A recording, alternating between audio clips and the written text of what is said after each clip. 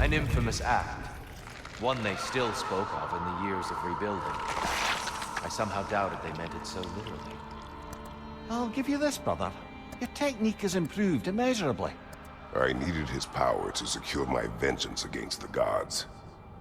I believed I had no choice. No choice? You could have not ripped my head off my body. That was absolutely an option. And he's back. But that wasn't the worst of it, was it, Kratos? Killing me deprived Greece of the sun. They were plunged into perpetual cold and darkness. Crops ceased to grow. Famine descended on our homeland. Not that you cared. Enough. He is bitter, isn't he?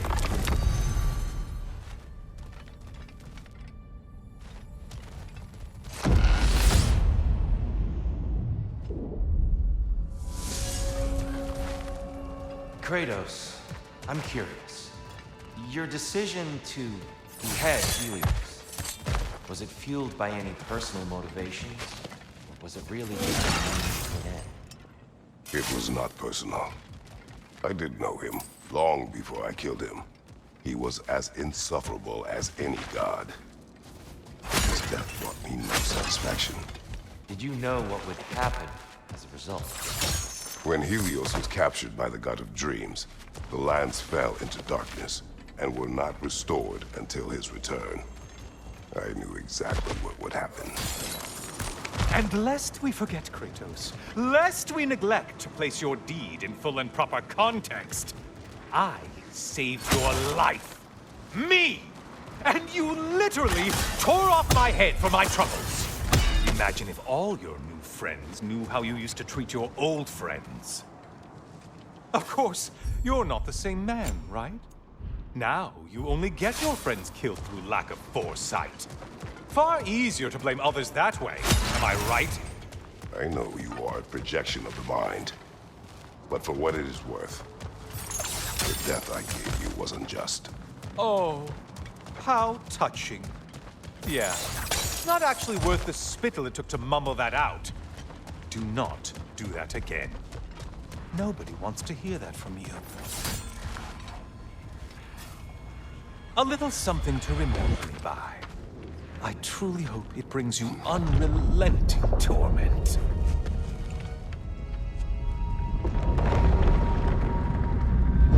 Chills you just a little when they do that, doesn't it? Feels like judgment. I don't think you were indifferent, Kratos. I think you were hurt. Deeply hurt. And you handled it unskillfully. Wait, is that you restoring the sun? You took Helios' chariot and put the sun back in the sky, but sacrificed yourself in the process. Yes, I fell to my death and was saved by Helios. But this memory happened before I killed him. My evils were yet to come. What is the point? That your legacy has always been a complicated one. That goodness is not a destination we arrive at, but a practice. Misfortune may drive anyone to darkness. We resist it only through wisdom and vigilance. You are not so unskillful now as you were then. Better voices in your head, you might call it. I think that's enough for now. You have much to contemplate. Yes. Back to the beach then. You should be proud of your progress, Kratos. See you soon.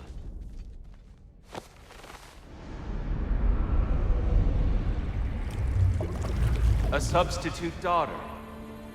A box full of evils. This one feels important. This is your blacksmith story, isn't it? His girl was the key, and he died protecting her? Protecting her from me.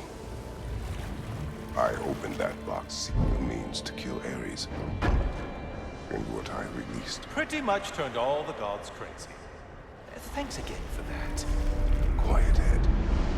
Unfortunate. The time I spend in my own Valhalla means you get more time with him.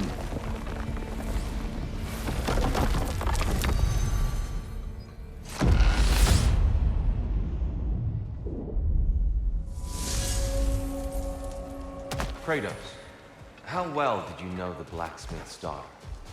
Pandora. She reminded me of my own daughter, who I lost long ago. I'm sorry. Even at your most vengeful, you must not have wanted to see harm come to her.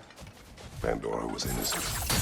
The way she saw things, she could reach me when few could. She deserved better than to be a pawn, sacrificed in a game of gods. Your regret is palpable. But thank you for letting yourself remember. That is important. I'm back to brighten your day. All your righteous haranguing about how evil the gods are, and you somehow gloss over that little extra nudge you gave them. Opening the box was Athena's plan. I did not know the consequences. You would claim ignorance of the consequences of trusting Athena? Is that your idea of a joke, Kratos? Because I admit it's hilarious. But let's be real, Kratos.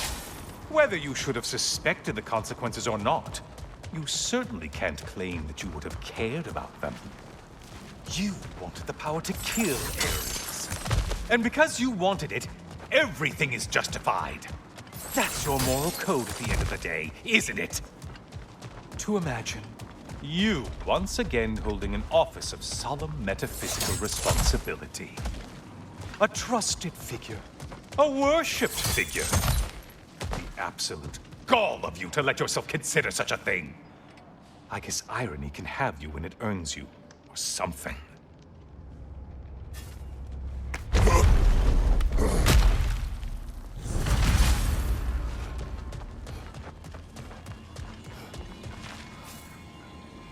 Oh, how precious. I don't think you can be trusted to keep that safe at all.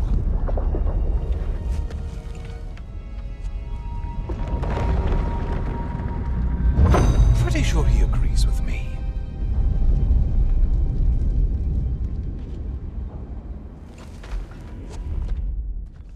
I know this.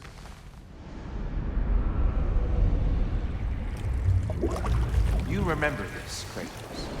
The memory is vivid. A familiar scene to any that know your legend. A man at the crossroads of a fateful decision. Aye, you've spoken of this, brother. The pact you made with Ares to stave off the barbarian horde.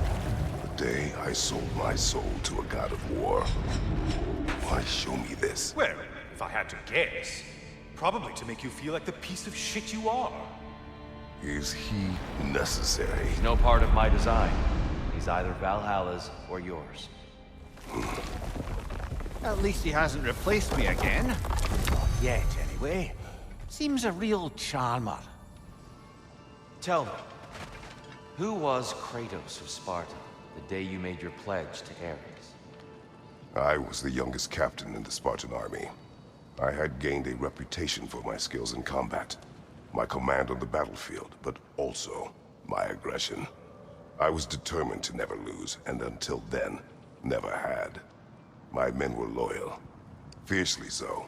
How many Spartans did you command? Not enough that day. How many barbarians did you face? Thousands. I must say, it's genuinely hard to think of anything stupider than pledging your soul to Ares of all people. I mean, any of Zeus's brood are bound to be garbage, present company by no means excluded. But Ares made a real art out of being vicious and depraved. Though, I suppose I can't begrudge you your role model. I see you still use the blades he gave you. Can you really say you regret a decision, and still keep benefiting from the trappings of that decision? I'm not sure, I'm just asking. You ever try to do the math on how many people died as a result of your little collaboration? Like contemplating the grains of sand on a beach, isn't it? Just overwhelming, honestly. What is that?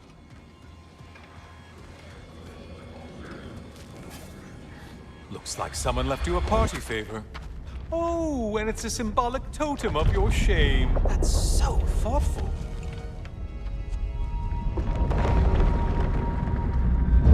Oh, now you've done it. You're being judged. And we all know your past actions wouldn't pass muster with anybody. Kratos, the key you found. Whose was it? What did it unlock? It belonged to a boat captain I met during a battle on the Aegean Sea. His ship was part of a fleet under attack by a Hydra. The key unlocked his quarters, where I heard women screaming for help. Ah, yes. The story of your fight with the three-headed sea serpent.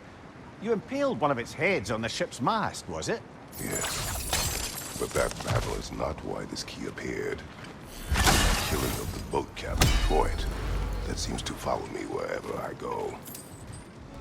Kratos, about this boat captain. If you needed his key to save others, why does it seem to bother you so?